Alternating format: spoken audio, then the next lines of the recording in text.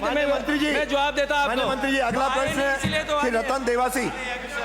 श्री रतन देवासी, अब हो गया प्रश्न संख्या 47। क्वेश्चन आवर में बात नहीं होती। श्री रतन देवासी, प्रश्न संख्या 47 हो गया। माननीय मंत्री जी, पढ़ने दीजिए। माननीय मंत्री जी, अध्यक्ष महोदय, मैं जवाब मेरे पास क्वेश्चन आवर में आपका दूसरे का कोई इन्वॉल्वमेंट नहीं है। अध्यक्ष महोदय, आपकी व्यवस्था है पुरानी।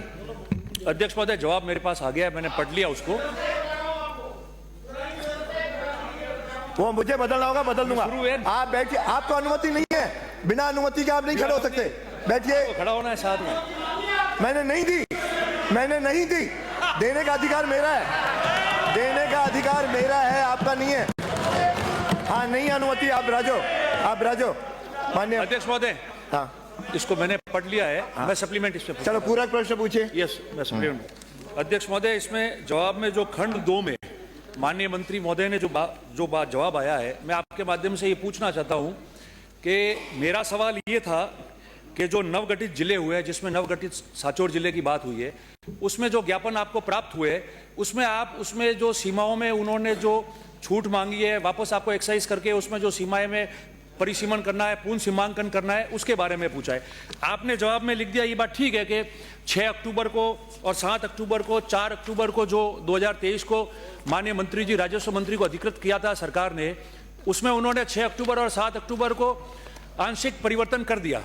शेष ज्ञापन को हमने अध्यक्ष उच्च स्तरीय समिति को भेज दिया और उसके पश्चात आपने ये लिख दिया कि 18 तारीख को आपकी सरकार का गठन होने के पश्चात 18 दिसंबर 2023 को हमने उच्च स्तरीय समिति को जो है वो भंग कर दिया, खत्म कर दिया।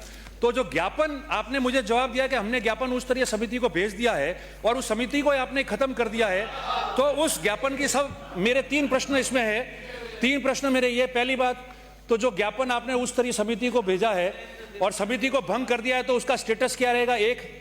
नंबर 2 प्रश्न ये है कि मैंने ये जवाब मांगा था कि आप उन ज्ञापन में क्या उनको परिसीमन, पूर्ण सीमांकन या आंशिक संशोधन की मांग जो की गई है, जिसके लिए उन्होंने धरना दिया था और आपके लोगों द्वारा कमिटमेंट किया था सरकार होने के 1 महीने में हम कर लेंगे, तो क्या आप उसमें परिसीमन, पूर्ण सीमांकन या फिर आंशिक संशोधन उन ज्ञापनों के आधार पर करेंगे कि नहीं करेंगे? ये 2 प्रश्न मेरे हैं माननीय मंत्री जी।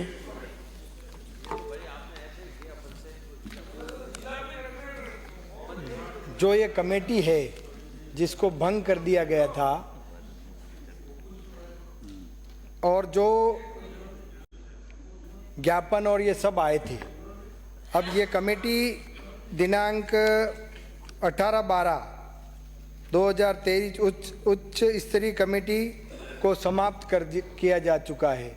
आने वाले समय में माननीय मंत्री जी ये पूछना चाह रहे हैं उस ज्ञापन का अब क्या होगा, ये पूछ रहे हैं। इसका उत्तर दे दीजिए, ज्ञापन का क्या होगा? और क्या आप करना चाहते हो कि नहीं?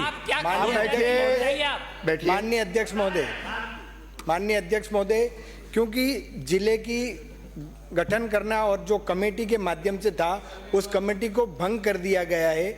आने वाले समय में उस कमेटी का गठन करके इस बारे में विचार और विमर्श किया जाएगा। ये बैठिए।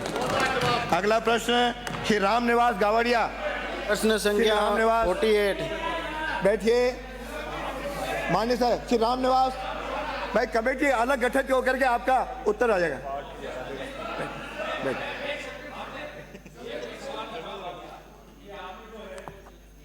भंग किया है तो आप आने वाले समय में कमेटी का गठन करेंगे। तो एक तो सवाल यह हो गया कि राजस्थान में जिन जिलों का गठन हुआ और जो ज्ञापन आए, उनमें जो पूर्ण सीमांकन, आंशिक संशोधन करना है, उसके लिए राज्य सरकार वापस कमेटी बनाने जा रही है। इस बात का तो जवाब आ गया फ्लोर पे, ठीक है। मैंने मंत्री जी से इसके साथ में यही पूछना था, कमेटी को आपने ज्ञापन भेज दिए, वो उस पर तय करेंगे। क्या सरकार की भी ये मंशा है कि कमेटी गठन करने के पश्चात ये चाहेगी कि उसमें संशोधन करेंगे या नहीं करेंगे?